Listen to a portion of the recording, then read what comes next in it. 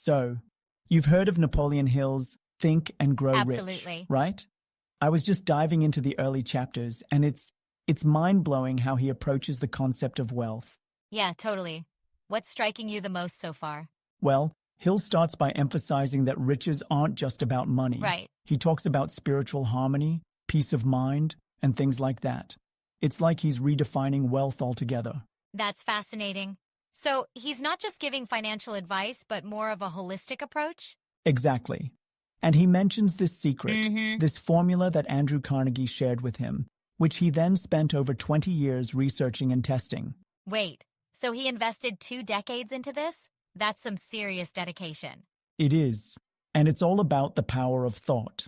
He tells this story of Edwin C. Barnes, who had this burning desire to work with Thomas Oh, Edison. yeah? Barnes didn't have money or connections, but he was determined. So how did that play out for him? Well, Barnes showed up looking like a tramp, but Edison saw something in his eyes. Barnes didn't just Interesting. want a job. He wanted to be Edison's partner, and after years of persistence, he succeeded. That's incredible. But do you think that's realistic for most people? I mean, not everyone can just show up like that. You have a point, but I think Hill's illustrating the power of definiteness of purpose and desire. It's about having such a clear goal that obstacles become irrelevant. Yeah, but sometimes circumstances are just overwhelming. Not everyone has the luxury to pursue a dream so single-mindedly. True, but Hill also addresses that. He talks about a story where a little girl demands 50 cents from a rich uncle. Oh, tell She me about refuses that. to leave until he gives it to her, despite his threats. So it's about persistence, no matter the odds? Exactly.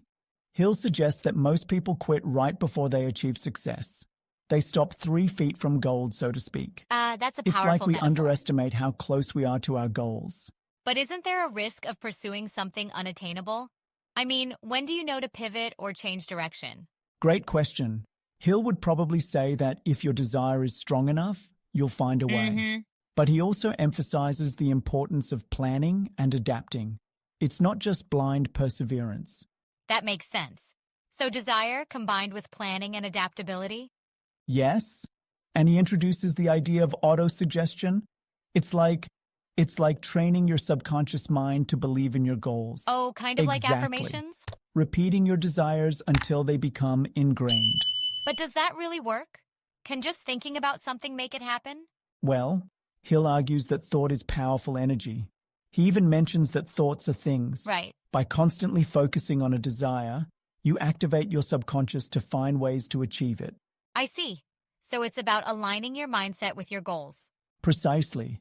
And he gives examples of how faith and belief play crucial roles. Like believing in yourself? Yes, and in the attainment of your desire.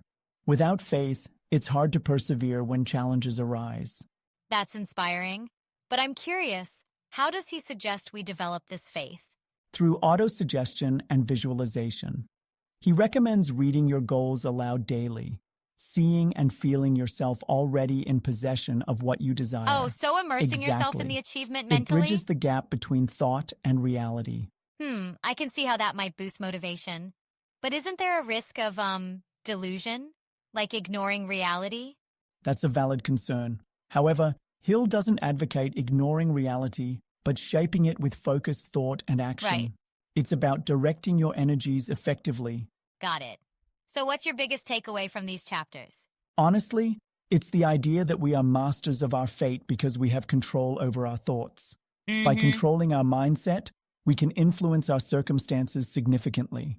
That's empowering. It reminds me of that saying, whether you think you can or you think you can't, you're right.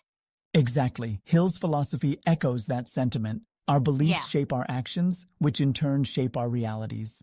So practical steps would be setting clear goals, cultivating unwavering desire, and reinforcing that with daily affirmations? You've nailed it. And let's not forget the importance of action. Desire and faith must be coupled with persistent effort. Right. It's not just about dreaming, but doing. Absolutely. This has been enlightening. Makes me want to revisit my own goals and see where I can apply these principles. Same here. It's a reminder that we're capable of more than we often give ourselves credit for. Definitely. We just need to tap into that inner potential. Well, thanks for sharing these insights. We should definitely continue this discussion after diving deeper into the next chapters. Absolutely. Can't wait to explore more of Hill's wisdom. Let's Me make it too. happen.